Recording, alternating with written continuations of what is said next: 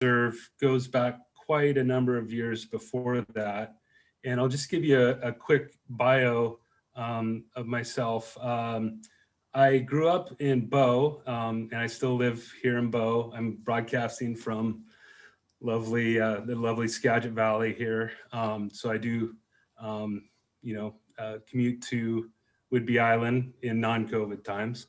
But I grew up here. I grew up just a couple miles from Lyle's brother Malcolm, who lived in Edison for many years.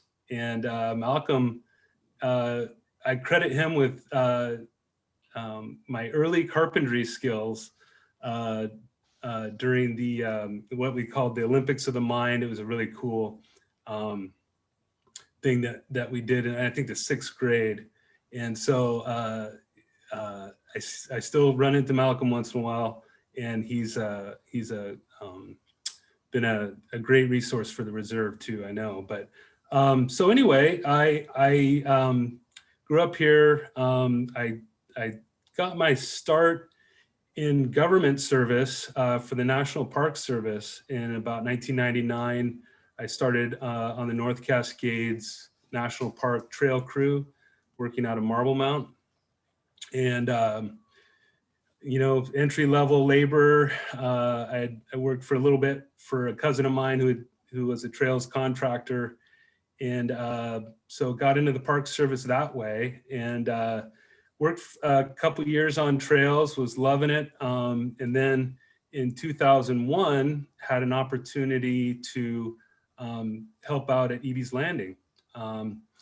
And at that point, it was a sort of nascent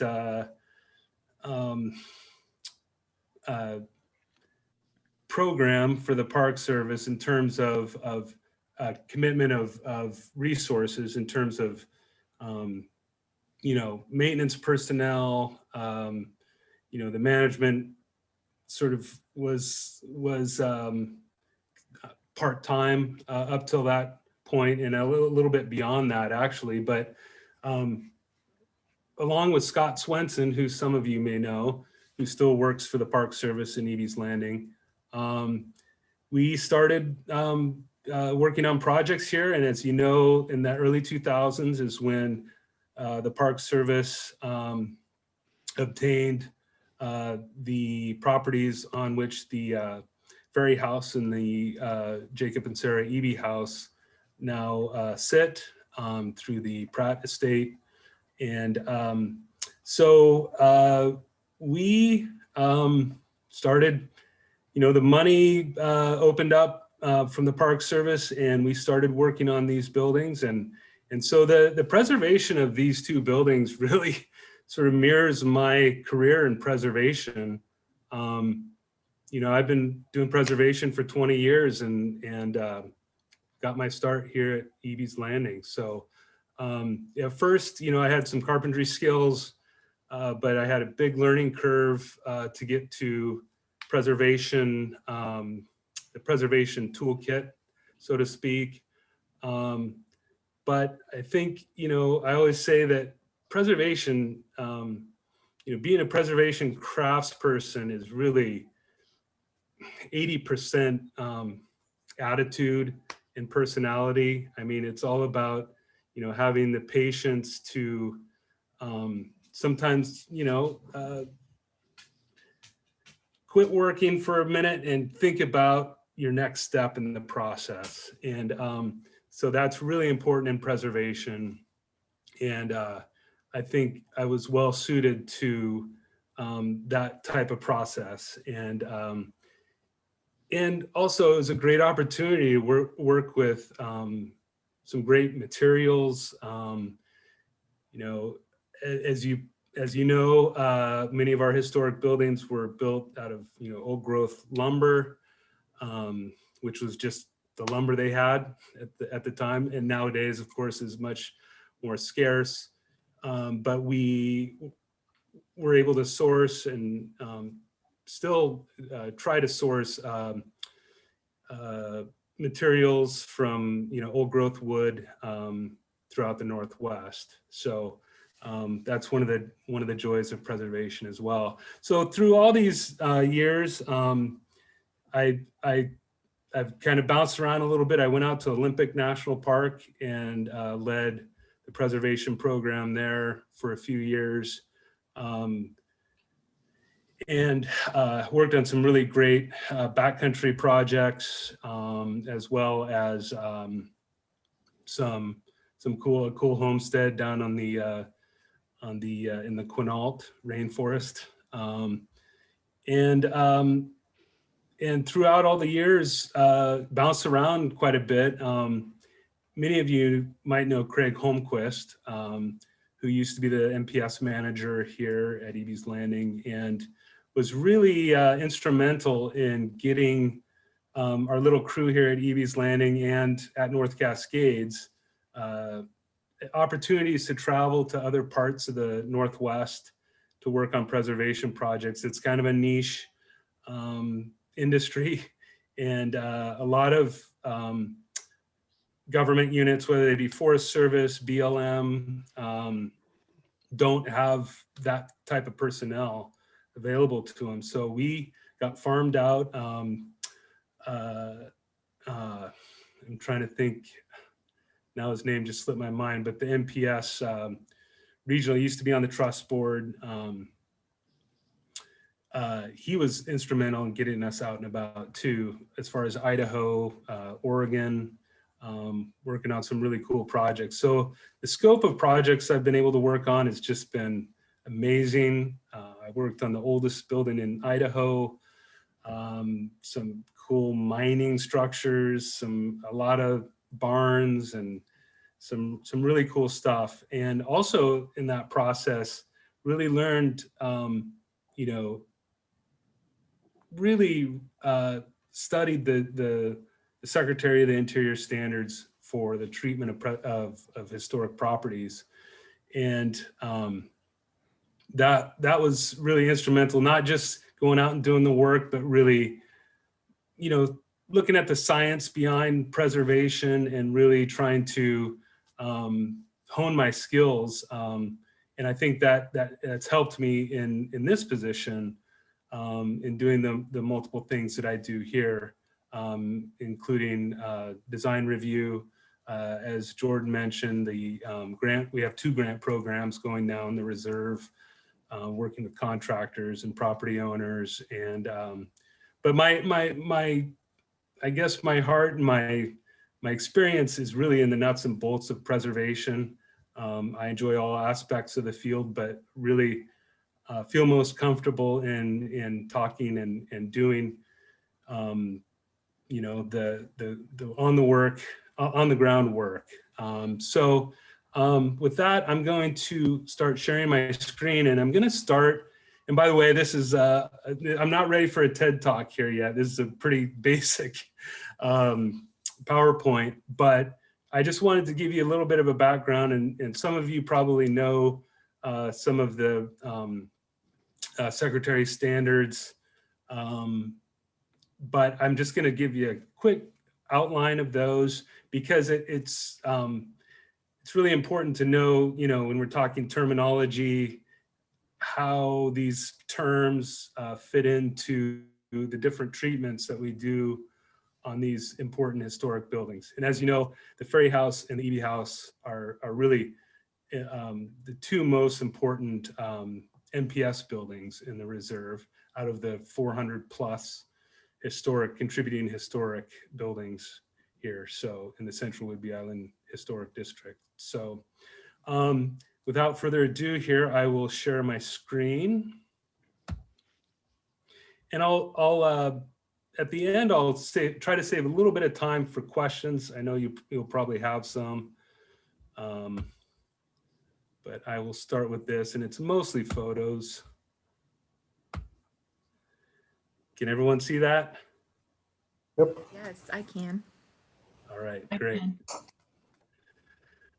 All right, so I'm going to start with the Bible of Preservation. This is it, the Secretary of the Interior Standards for the Treatment of Historic Properties. So these are the guidelines, as it says, for preserving, rehabilitating, restoring, and reconstructing historic buildings.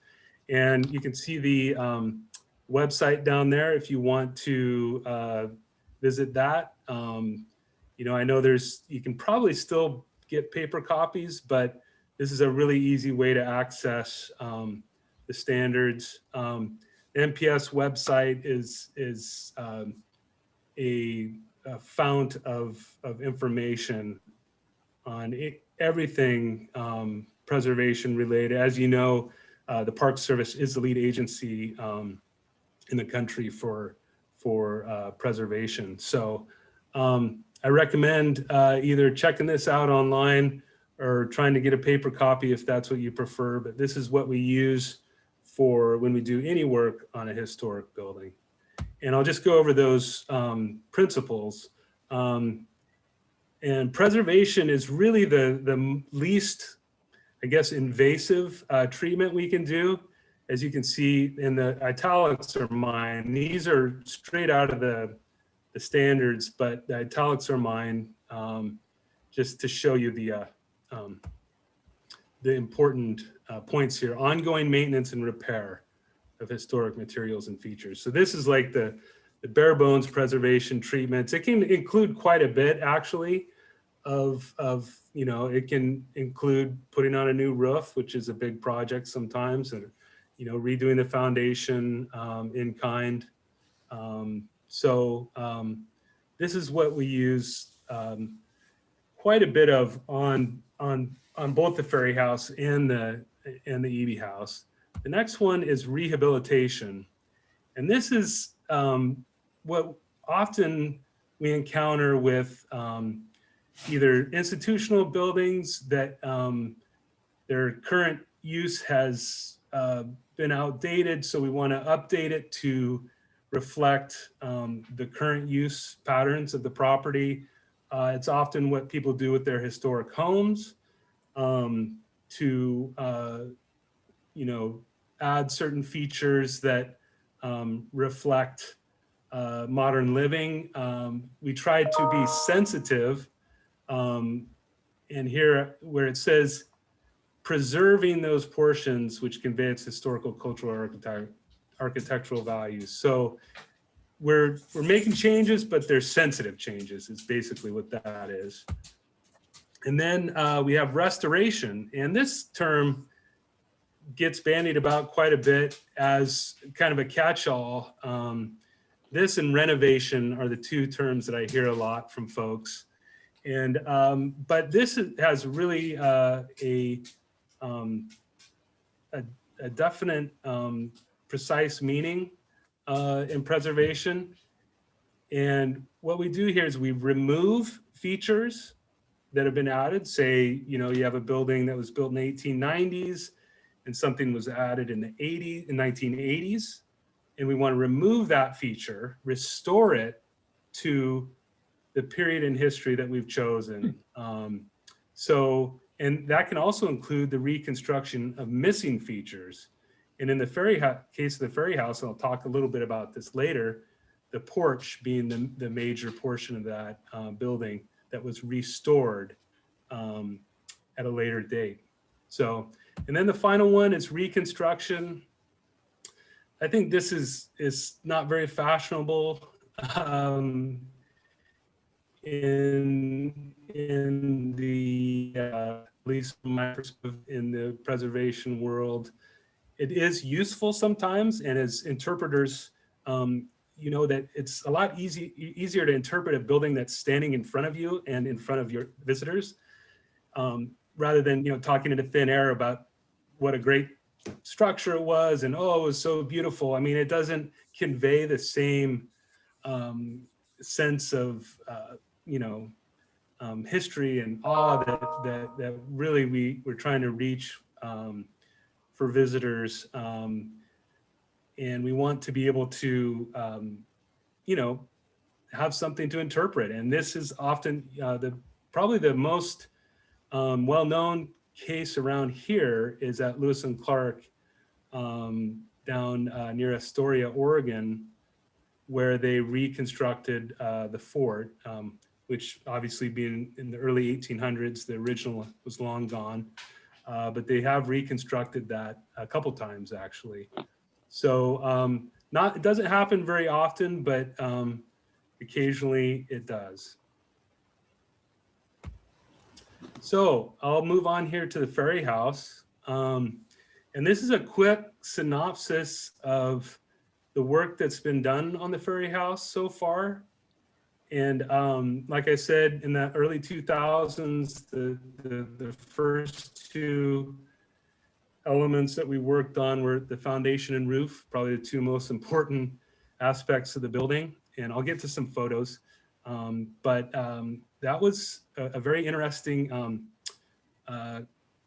summer, I guess, of 2002, where I really cut my teeth on preservation work. And there's a lot of cool challenges, and I don't want to go into all of them now, but if you ever want to stop me and say, hey, tell me a story about the Ferry House Foundation, I've got a few to share.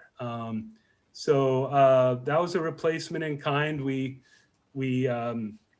used some really nice Douglas fir beams, and did use concrete. The former foundation was pretty much field stones that the beams sat on, and the roof replacement in kind with cedar shingles, and so that sort of completed that aspect. Then window preservation, that was difficult because, as you've probably noticed, the windows are a little bit worn by the weather. I'll just put it that way. They've seen their days, and so that is challenging. It's ongoing maintenance on the Ferry House. And then we did the skirting. One of the things that we found during the foundation work was that river otters were living under the Ferry House for many, many years. We found river otter carcasses, nests, not live nests, but past nests. So the skirting kind of helps to prevent that. There was some skirting that existed on the building, and we kind of just improved that basic design. And then many of you may remember the porch restoration and chimney preservation. That was part of the, I think it was American Express sponsored Partners in Preservation. The reserve got some money to do some community-based preservation work there. Really fun project. Oh, I'm getting ahead of myself. Really fun project. The chimney, all the chimneys were in really bad shape. We got a professional mason out from Kentucky to help us with that. And then siding preservation with the semi-transparent oil. That took place in 2012. And that was a little bit controversial because a lot of preservationists believe that the best preservation treatment was to paint the Ferry House. And there was evidence that it had been painted white before. And but there was a lot of pushback on that because a lot of people enjoy the fact that the Ferry House really blends into the landscape of the reserve out on Ebey's Prairie. It's very, as I mentioned, our most important asset, MPS wise, and really folks, figured there was a middle ground there for preserving the siding and mainly the UV protection that some sort of coating would provide, and a penetrating oil. And you've probably noticed, if you've looked up close, that it has some kind of a gray tint to help with that UV, to prevent UV damage. And then the cedar gutters were restored the year after that. There is, I believe, one remaining cedar gutter on the back of the building above the back porch. I think that's still there, but the rest I believe have been replaced. And so that was a feature that was missing. As many of you might know, the gutters at one time, the reason they kind of go all around the house, even across the gables, is because they empty into a cistern there on the north side, northeast corner of the house. The cistern's been capped, but at one time that was their water source. So a unique feature of the building that really helped kind of interpret that that aspect of living in the 19th and early 20th century in the Ferry House. And then most recently, the outbuilding restoration, which took place just a couple years ago. And there wasn't a whole lot to work with there. It had been stabilized. There'd been some emergency stabilization work done in the early 2000s, and then it kind of just sat there for almost 20 years. And so that was almost a reconstruction, but there was enough salvageable material in what we call the summer kitchen to really call that a restoration, because it restored a part of the building that was missing. And then of course the outhouse, which you've probably noticed there, was in a little better shape, and that just needed a new roof and some a little bit of siding work and foundation work. So that's kind of the synopsis of the work there. And I'll just go to some photos. Many of you are familiar with this one. This is snow falling on cedars, publicity photo. That is the Ferry House in the background. So this was filmed in the late 90s. And as you can see, the porch was added, the front porch there. And they did do some interior work. As you probably know, the wallpaper was part of the movie set. Let's see, and I think they painted some in the interior as well. But this is the Ferry House in the popular imagination for most people who aren't more familiar with the building. And this is what it looked like when we showed up in 2001. At this point, before I even got here, figured the best way to start was to add some of that interior framing that I'm sure you've noticed on the inside, 2x6 framing, to really stabilize the structure of the building. And then from there, we could use jacks, a system of jacks, and like I mentioned, the beams underneath the house to level it and to the best of our abilities, and get it on a good solid foundation. And as you can see over here to the right is our little Bobcat trail machine, and this was our main tool during this work. And really cool little machine. We did a lot with it.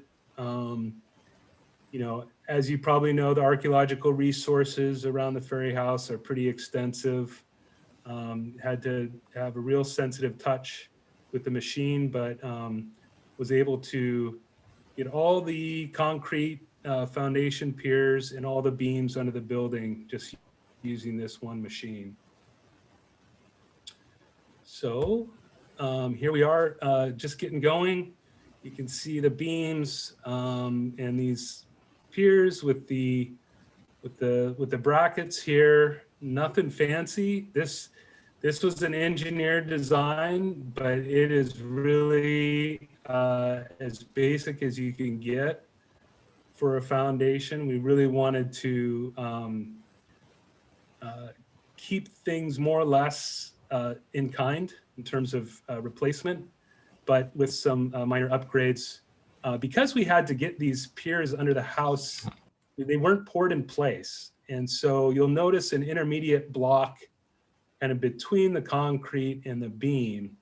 And that's basically old growth cedar that we sourced in North Cascades.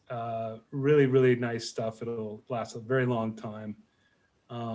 So that's kind of what's under the house. And you can see our series of jacks here, screw jacks mostly, kind of one turn at a time. We had a laser level inside the house, and just adjusting the screw jacks to, try to reach zero as much to the extent that we could. And here's one of those fir beams, as you can see, nice tight grain, milled by our own staff. So really cool.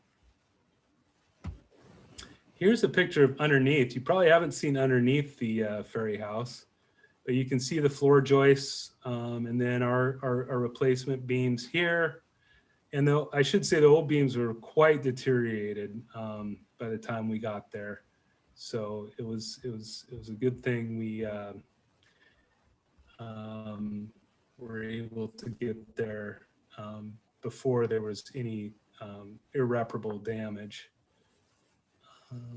But not a lot of room to work under there. It was really tight. Couldn't even really get up on your hands and knees a lot of the time. And here's Scott Swenson putting in the ridge on the new shingle roof. And you've probably noticed that this roof still has that little crook in it. And we tried really hard. We were hosting the 2002 Northwest Preservation Field School. We had some preservation experts on site. We tried so hard to get this building to look straight, the ridge to look straight from, the main view from the road, and tried everything we could, but we could not take that little crook out of the ridge. There's, if a building's around for 150 years, it's gonna memory, and so oftentimes you'll end up doing more damage than good if you try to overcorrect just based on aesthetics. Fortunately, we were able to do some work inside, sort of to the roof structure, to tighten things up a bit, to just stabilize those important roof structures before we put the shingles on. And here it is, I think in the fall of 2002. You can see the leaves are turning on the trees in the back here. Brand new roof.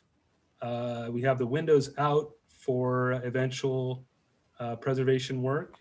And we put in this flashing here for the future porch to be restored. So it was, many of you probably remember it looking like this. Except for the windows, for a few years actually. And of course, this is the porch restoration project. You may recognize a lot of these folks. The Coupeville Lions were instrumental in this project. And this guy right here, I don't know if you can see my cursor, but his name's John Platts. Really great, experienced preservationist, helped on this project. So that's the Ferry House, at least a quick summary. So I will move on to the Ebey House. And this one, probably many of you have been around long enough to have seen the major work that has taken place in those 2007 to 10 years. Obviously, this is the building out of which you work now, and so you can kind of see pretty plainly how the building has been modified. This building really skirts the line between rehabilitation and preservation. The big changes obviously were in the back with the handicap accessible ramp, and the back half of the salt box that contains your office and visitor contact area, bathroom, kitchen. But that front part of the house was we didn't do a whole lot to. You know, some paint, and obviously you've probably seen some replacement of boards in the interior. But the blockhouse was the first project, and that was some log replacement. The cedar shake roof was replaced. And then later on, in 2016, we did some interior work on the stairs and the loft, which you've probably noticed there. And so obviously the foundation was the first part of the project. House mover came in and lifted it for us. The foundation and design is based on an engineer's plans. So it was not just ad hoc sort of design on our part. Once again, very basic engineering, but I think it kind of somewhat, you know, disappears into the building, as opposed to, you know, if it was a full stem wall foundation, it would look a lot different. So chimney foundations, when the house was lifted, we poured new concrete foundations for the chimneys. If you've looked up close, you've seen those. And then those were repointed. I think every joint was repointed on both chimneys. Well, actually I guess it's the southwest chimney is the one that's exterior to the building. And that one was a lot of work, repointing every joint. Flashing where it meets the roof, obviously, all new. The roof, cedar shingle replacement, pretty basic. And then that ridge cap, galvanized ridge cap, was part of that project. And then we really got into the meat of the project with siding. You probably noticed that the front and the back, sort of the east and west elevations are replaced with in-kind with a similar type of siding. And the ends we tried to retain and repair where we could. And so you can see those are a little bit more weathered, but we were able to save the siding on those ends. The front and the back, for whatever reason, were just really far gone. But we were able to salvage some of the material from that. And then, of course, the interior, doing some new framing in that back half. And that's what we call adaptive reuse of the back half. And then a preservation aesthetic on the front half, as I mentioned. The windows were all existing. We just had a lot of repairs and reglazing to do on those. The doors are, as you probably guessed, or maybe know, they are replacements. So the front door was in really, really rough shape. So we basically just had to copy that and have a door manufacturer do a facsimile of that door, and then the little transom window above it we built. And then the back doors we thought we could reuse those doors, but we needed 36-inch doors in order to adapt to ADA guidelines. So we had to replace those as well. And then the gutters, based on the original profile, those were replaced. And then, of course, the porches were pretty much based on, you know, the handicap accessibility, and the photographic evidence isn't that great. So we constructed those based on designs that were given to us by an architect. So I will go through some photos here. I don't know when this was taken. Many of you may have seen this photo, but this is pretty much what it looked like when we showed up, and actually even a little worse condition than this. You can see the chimney here on that sort of northeast or northwest elevation. That was in really bad shape. I think some of it had toppled during the earthquake in the late 90s. And so we decided to, after consulting with various parties, we decided that that was not worth preserving. So, and here's the blockhouse. This was part of a field school. You recognize John Platts again, who I pointed out at the Ferry House porch. This is Northwest Preservation Field School in 2002. This on the far left is Professor Don Peeting, a giant of preservation in the Northwest, and is now retired and living in Oregon. This is great fun. You can see the log work being done here.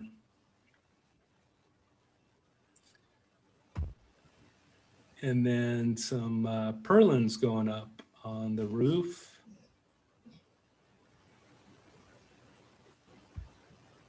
And here's after the house has been lifted. And as you can see, it was quite a challenge to keep those chimneys in place as the house was lifted. The lifting contractor told us, yeah, the house is no problem. That's nothing. It's the chimneys that we're lifting. So that was really the tricky part here is getting those chimneys to go up with the rest of the house. And then obviously we formed up and poured all these piers under here. Also a challenge because we had a concrete pumper truck doing that work, and we had to move fast in tight conditions to fill up all those forms underneath the house. Something that the folks at the Holler House recently did.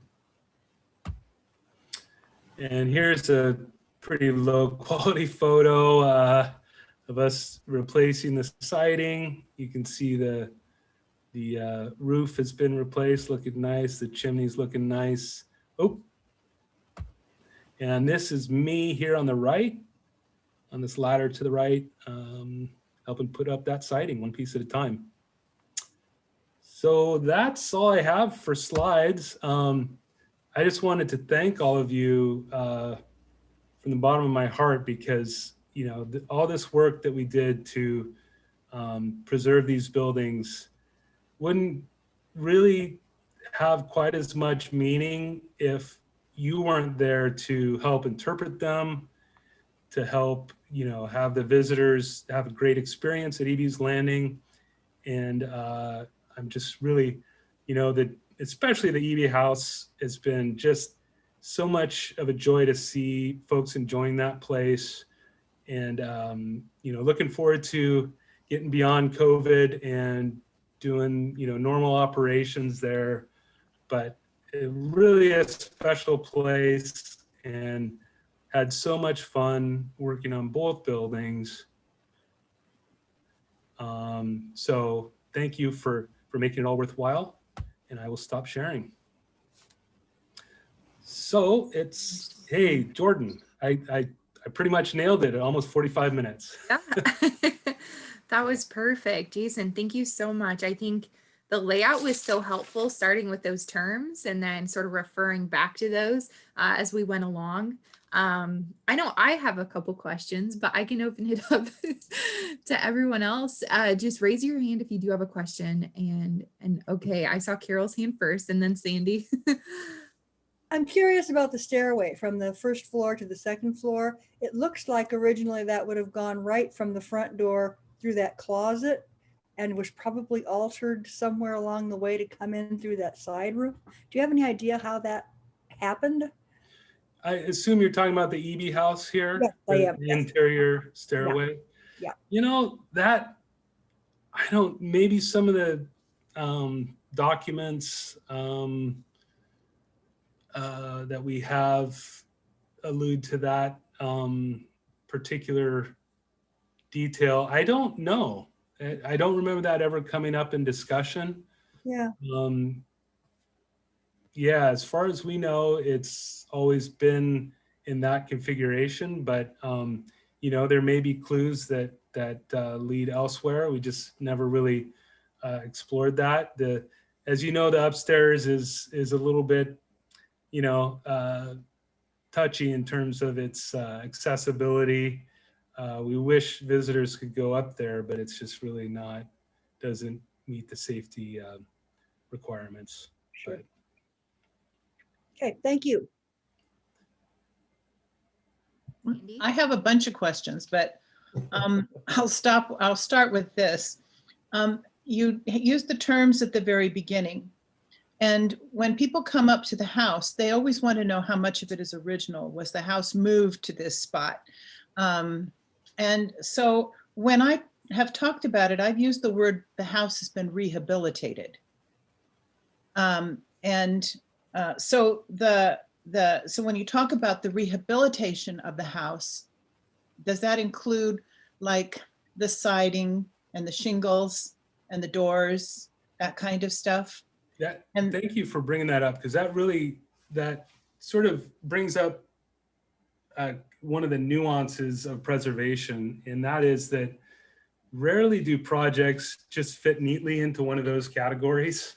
I think it's accurate to say that it is a rehabilitation, just because of the inclusion of modern utilities, the work that was done to the back half of the building to bring it up to a modern use, which is a visitor contact station. But most projects are a kind of a mix of all those different treatments. But I think you are correct. I've always called it a rehabilitation, but we did do a lot of just straight up preservation treatments. Right, like the siding, you said. Yes, the siding, good portion of the siding, the windows, I don't think we replaced many of the bricks in the chimney, even though the mortar joints were in really bad shape. But replacing the mortar joints would be preservation. Right, exactly. So the rehabilitation part of it is really what we did to bring it up to being a visitor contact station. And like I said, the doors, the 36-inch doors, that's a perfect example. So I'm still a little confused between rehabilitation and restoration, because I would have assumed that you had restored the back of the salt box building. You're calling that rehabilitation? Yes, because when you restore something, you're adding and we're talking mainly the form of the building.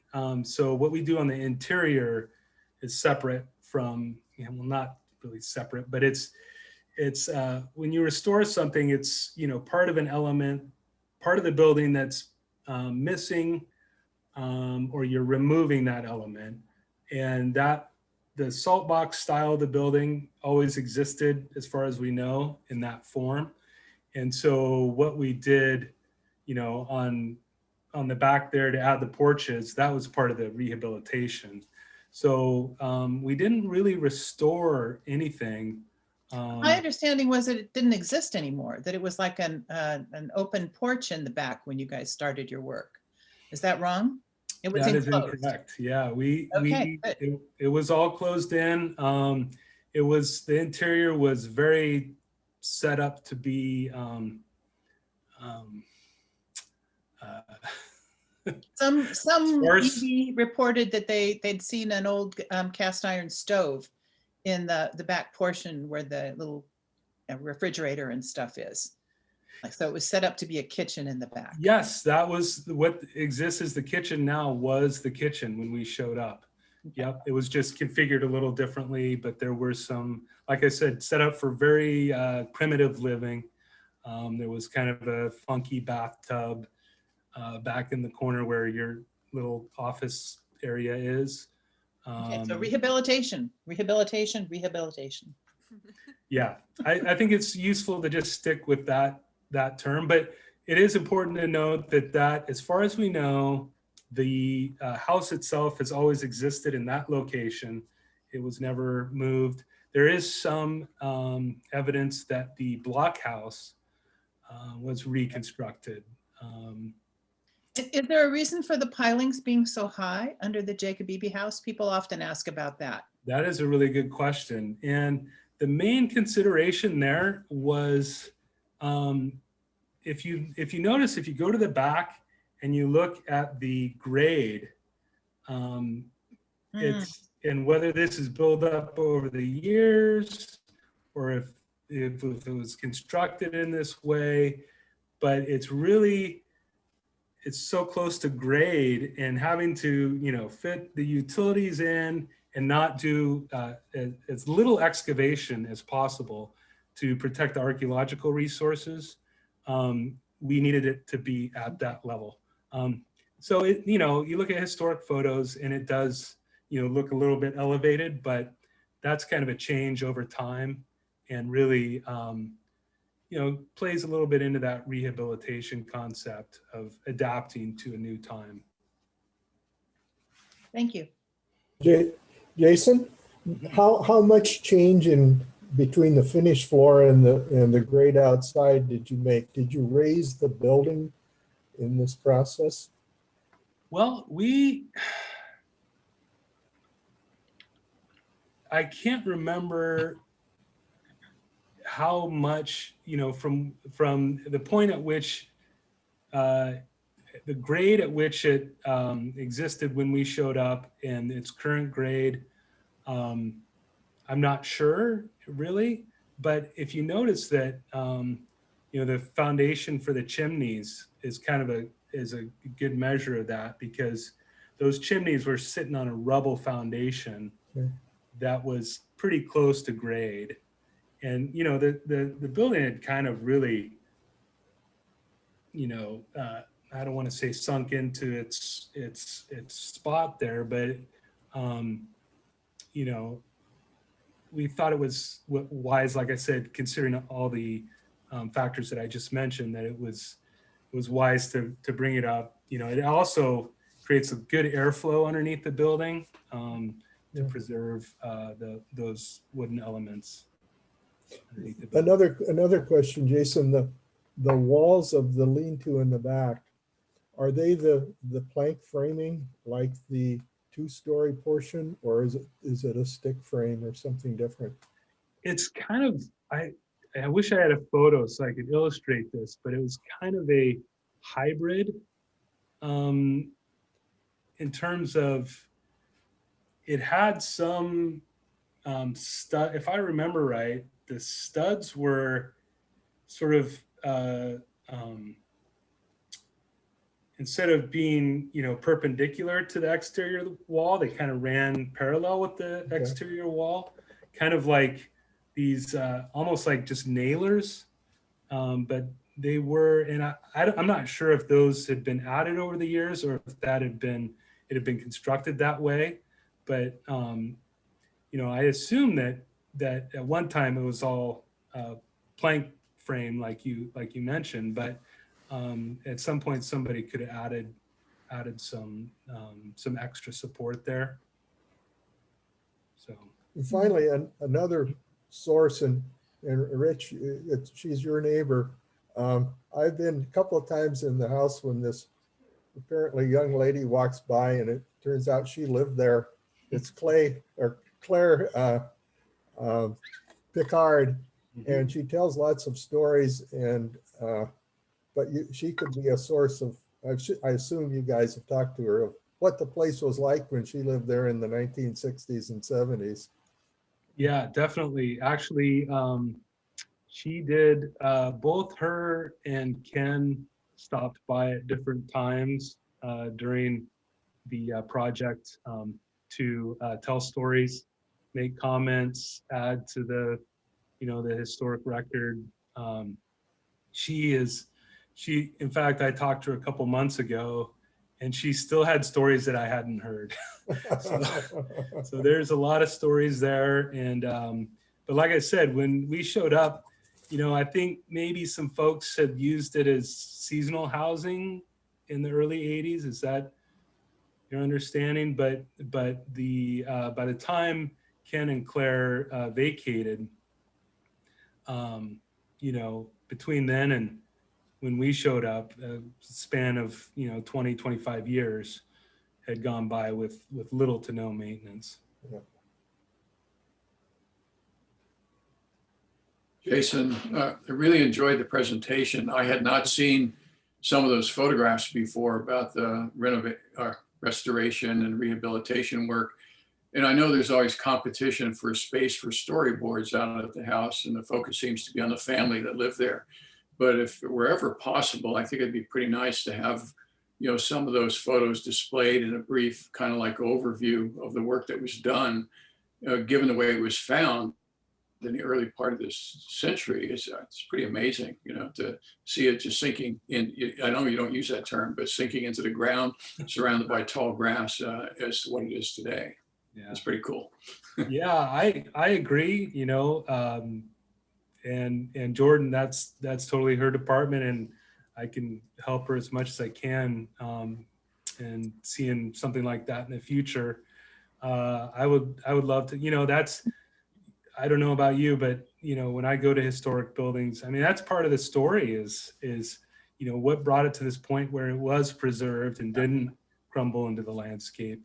And people are, as you know, really interested in that. So I think it would be great.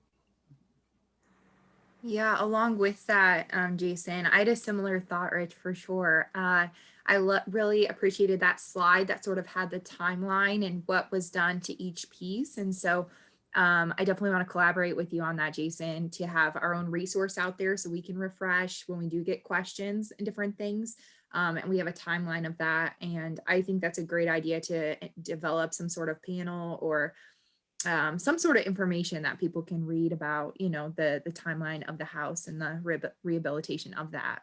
Right. And I should point out that, you know, Scott Swenson with the National Park Service supplied me with a lot of these photos. And, you know, the photographic record's a little bit, you know, they're on desks.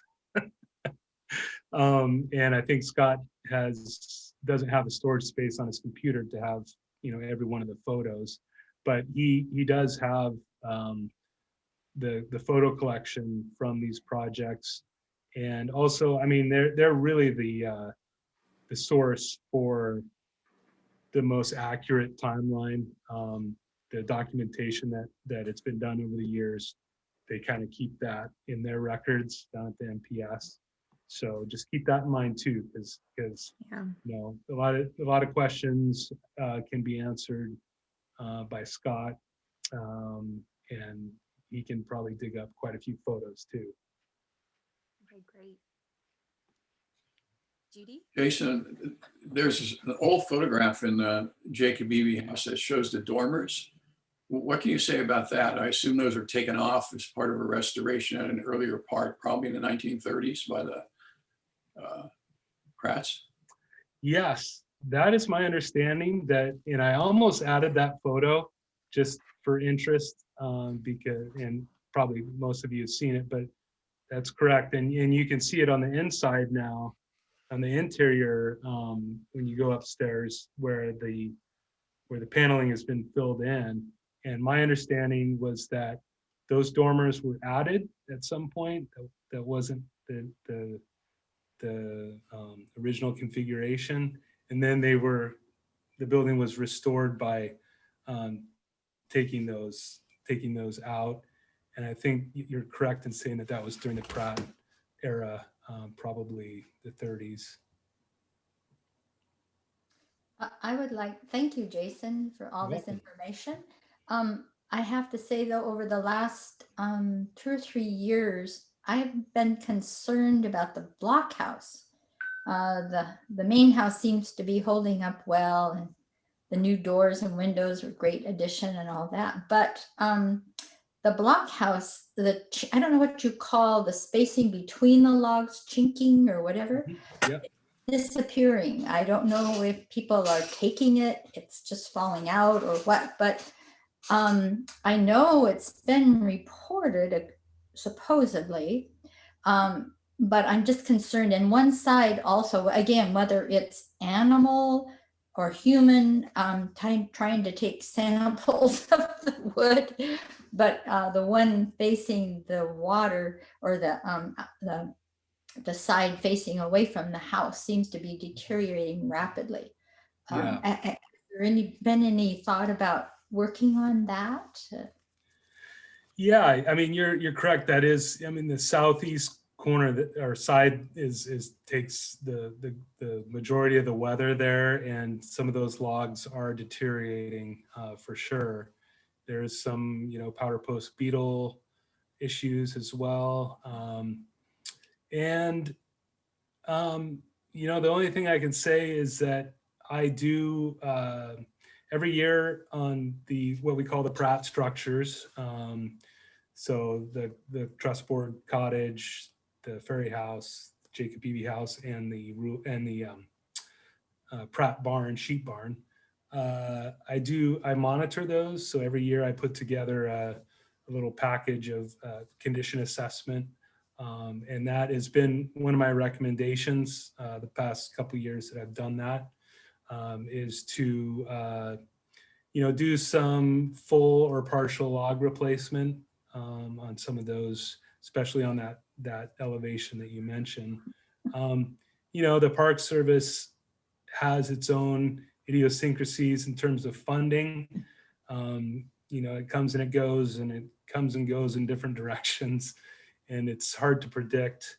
I think, it's a little more, these days they have a whole computer system set up, and we're hoping that that project, rises to the top in terms of, the system funding that particular project.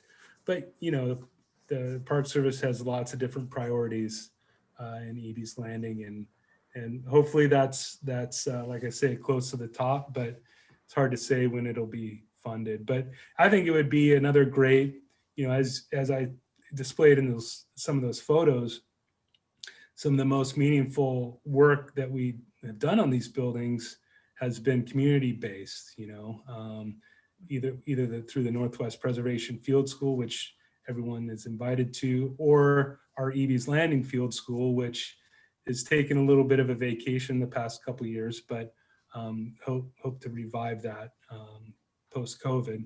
And I think, doing a similar as to those photos I showed of the early 2000s, a community-based project where you can have people participate in some of that log work, that would be great.